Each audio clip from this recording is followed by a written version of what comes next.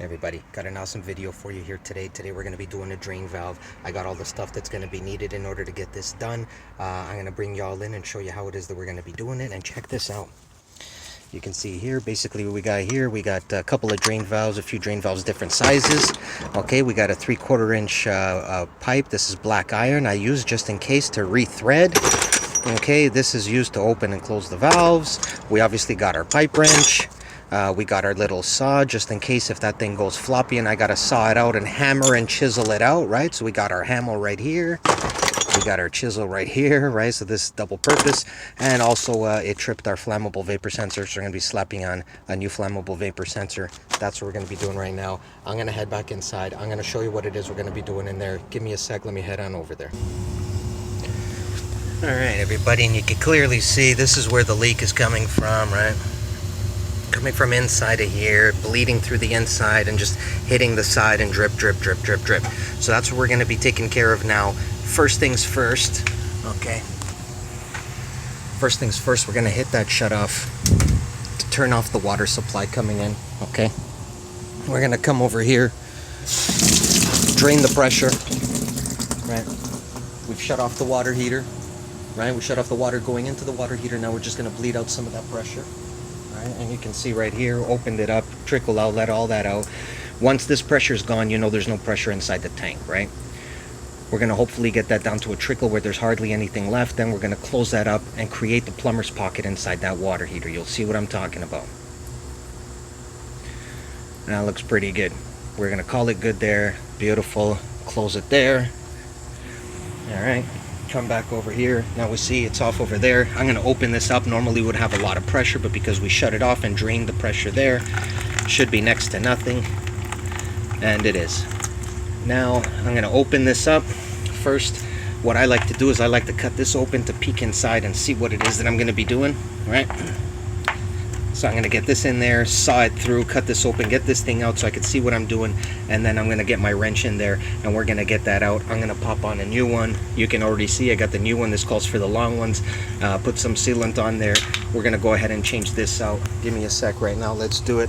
I'm going to have y'all over here watching. I'm going to have y'all over here watching and approving what I'm doing, all right? Hopefully you can see real good there, all right? All right, give me one sec. We're gonna get this done.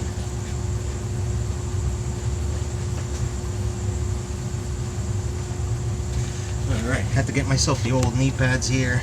All right, it's a little bit wet over here. All right, so I'm basically gonna open up the pressure here, right? Open this up here so I can see what I'm doing on the inside of there. You can see, pop that off. Oh, I can see in real good. You can see what I'm doing, right? So that's what I'm going to do right now. I'm going to knock that out, pop on a new one, and we should be good, all right?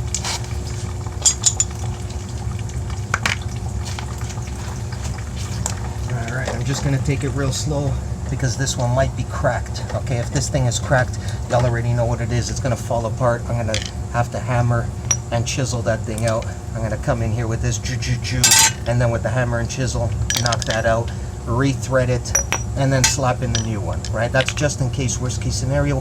Hopefully I'll start to turn this and it'll just turn freely. So far so good. You want to leave this open. You can see the water's draining, right?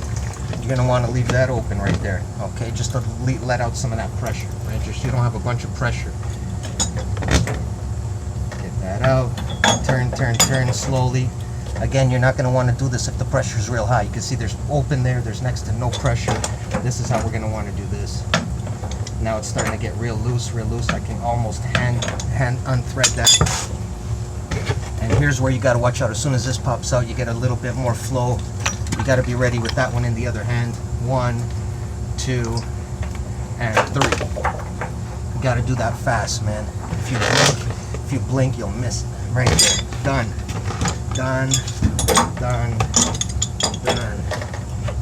Make sure you tie it in real well. I like to go a few times around and then double check my thread.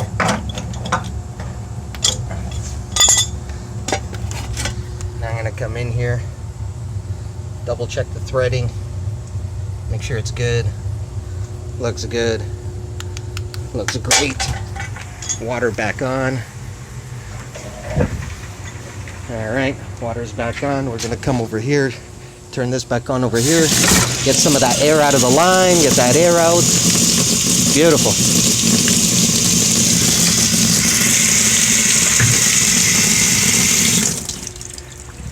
Pressure's back on.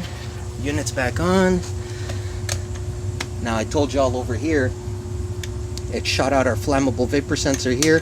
We're going to slap on a new flammable vapor sensor, and that's basically what we're going to do here. That's this sucker right here.